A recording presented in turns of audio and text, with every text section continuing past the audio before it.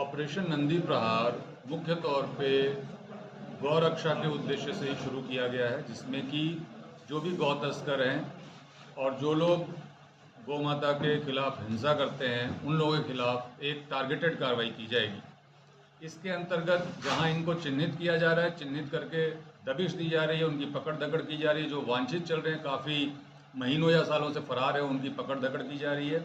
उसके साथ ही उन रूट्स को चिन्हित करके जहां से ये गो तस्करी के वाहन जाते हैं वहां पे चौकियां ऑलरेडी लगा दी जा चुकी हैं। सारी चौकियां शुरू हो चुकी हैं। लगभग 7 चौकियां अभी नई स्थापित की गई हैं इस उद्देश्य से। और पूर्व में जो चौकियां हमारे रूट्स के ऊपर हैं, जो कि स्थायी चौकियां हैं पुलिस की, वो भी पूरी तरीके से जिगजैग बना करके उसमें गोल पाइप्स लगा के और बैरिकेड्स लगा करके और हथियारबंद नाकेबंदी शुरू कर रहे हैं। और किसी भी गो तस्कर को भरतपुर के जो अपना डी क्षेत्र है, इसको गो तस्करी के लिए उपयोग में नहीं लाने दिया जाएगा। लगातार प्रभावी कार्रवाई की जाएगी। सर, 15 से 30 जनवरी तक सरकार ने अवैध खनन के खिलाफ अभियान चलाया था भरतपुर जिले में, खासकर अब तो जो सरकार की कार्रवाई थी उसमें राज्य सरकार और माननीय मुख्यमंत्री महोदय का स्पष्ट निर्देश था कि ये अभियान जरूर समाप्त हो गया। इलीगल माइनिंग के खिलाफ कार्रवाई समाप्त नहीं हुई है, ये लगातार चलती रहेगी। उसी भावना को ध्यान में रखते हुए भरतपुर रेंज में, पूरे रेंज में अवैध बजरी और माइनिंग के खिलाफ ऑपरेशन अरावली शुरू की गई है। अगर आप पता करेंगे तो आपको पता चल जाएगा कि जो भी ये पहाड़ी के आसपास अवैध खनन के क्षेत्र थे, वहाँ पे न तो ओवरलोडिंग गाड़ियों को निकलने दिया जा रहा है, न बिना रवाना किसी गाड़ी को निकलने दिया जा रहा है। 2 दिन पहले गौ तस्करी की गाड़ी पहाड़ी पुलिस ने पकड़ी थी। विधि अनुसार दर्ज किए जा रहे हैं। कोई भी शिकायत अगर किसी के खिलाफ होती है उसकी जांच की जाएगी। अगर कोई प्रमाण मिलता है कि पुलिस ने किसी भी प्रकार से गो तस्करी, गो हत्या, गो तस्कर के किसी मामले में मिलीभगत की है, तो जो भी कड़ी से कड़ी कार्रवाई हो सकती है वो की जाएगी। ये मैं आपको विश्वास दिलाता हूँ। मेवात क्षेत्र में साइबर ठगी और ऑनलाइन ठगी बड़े पैमाने पर हो रही है, खासकर मेवात। आज की मीटिंग में एक बहुत बड़ा विषय यही था कि अपने को अपने राजस्थान और भरतपुर रेंज से ये जो एक तरह का कलंक है कि पूरे भारत में सबसे ज़्यादा साइबर ठगी जो डीग जिले, डीग क्षेत्र से होती है, उस पर विशेष चर्चा की गई, उसकी कार्ययोजना बनाई गई है। और आज से ही हम लोगों ने इसके खिलाफ ऑपरेशन एंटीवायरस शुरू किया है। ऑपरेशन एंटीवायरस सिर्फ इसलिए शुरू किया है कि हम लोग साइबर अपराधियों पर न सिर्फ रोक लगाएं बल्कि इसको पूरी तरीके से समाप्त करें। और आप देखेंगे महीने भर में आपको इसका परिणाम भी मिलेगा। पुलिस साइबर ठगी के खिलाफ काफी कार्रवाई कर रही है और काफी हद तक लगाम लगाने में सफल। बाहर की पुलिस अगर किसी को गिरफ्तार करने आती है जो उनके मुकदमे में वांछित है, किसी प्रकरण में वांछित है, उस पर रोक लगाने का तो विषय है नहीं। उनको सहयोग करने का विषय है कि अगर बाहर के मुकदमे दर्ज है, वहाँ की टीम आई है और यहाँ से अपराधी ले जाने हैं, तो हम उनको पूरा सहयोग देंगे, जैसे हमें अपने अपराधी उठाने हैं। लेकिन जो आप कह रहे हैं कि किसी प्रकार के अवांछित कृत्य की बात, वो न तो यहाँ की पुलिस के लिए अलाउ है, न बाहर की पुलिस के लिए अलाउ है। और समान कार्रवाई होगी अगर कोई इस तरह की कोई गलत हरकत करता है तो। सौदेबाजी करके छोड़े स्थानीय पुलिस या बाहरी पुलिस, वो है तो गलत काम और उसके खिलाफ कार्रवाई होगी, जरूरत पड़ेगी मुकदमा दर्ज किया जाएगा।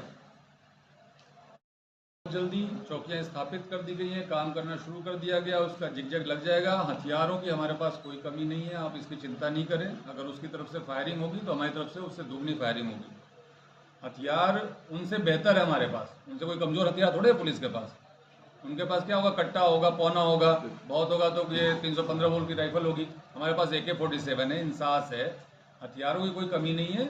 और अगर कोई पुलिस के ऊपर हमला करता है तो पूरी तरीके से खुली छूट है कि उसकी जवाबी कार्रवाई की जाए और जोरदार जवाबी कार्रवाई की जाए। पुलिस के द्वारा प्राप्त होती हो, आवश्यक है कि उस पर कार्रवाई के पहले जांच हो, है ना। शिकायत तो क्या होता है कि आप सही भी कार्रवाई करोगे, मजबूत कार्रवाई करोगे तो भी बहुत लोग आपके खिलाफ हो जाते हैं, क्योंकि जो लोग कोई दूसरी चीज़ कराना चाह रहे हैं उनको उससे भी पीड़ा होती है।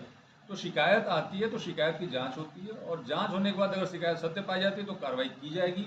अगर सत्य नहीं पाई जाती है तो उस व्यक्ति के विरुद्ध कोई कार्रवाई नहीं होती है जिसके खिलाफ शिकायत की गई। आपके निर्देशन में लगातार तो आज की इस मीटिंग में हम लोगों ने जनता से ही बात की। उसका उद्देश्य यही था कि हम लोग उनकी शक्ति को अपने साथ समाहित करें। आपने भी बताया कि यहाँ पे संसाधनों की कमी है, मैं भी मानता हूँ संसाधनों की कमी है, लेकिन संसाधनों की कमी तो हमेशा ही रहती है।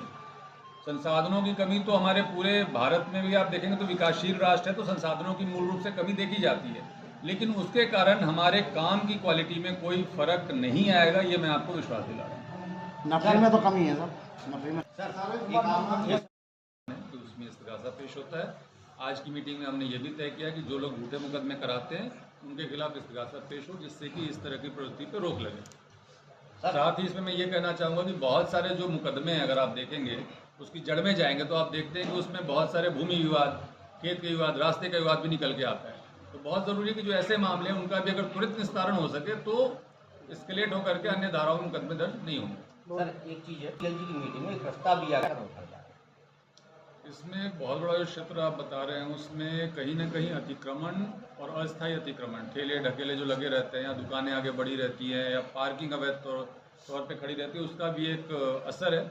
उसमें एसपी साहब पूरे चीज़ों को देख करके उसमें अभियान चला करके पहले से बेहतर ज़रूर करेंगे, ये मैं आपको विश्वास दिलाता हूँ। और जहाँ तक आप ट्रैफिक पुलिस लगाने की बात करें तो पुलिस तो सेम ही है, ट्रैफिक पुलिस हो या लोकल थाने के पुलिस हो, काम दोनों कर सकते हैं। तो जो भी आपकी समस्या है उसमें राहत दी जाएगी। क्योंकि डी जिले में कुमेर में भी ट्रैफिक पुलिस तैनात है, डी में भी तैनात है। ठीक है, कौन सी पुलिस तैनात है उसमें मत जाओ, ठीक है।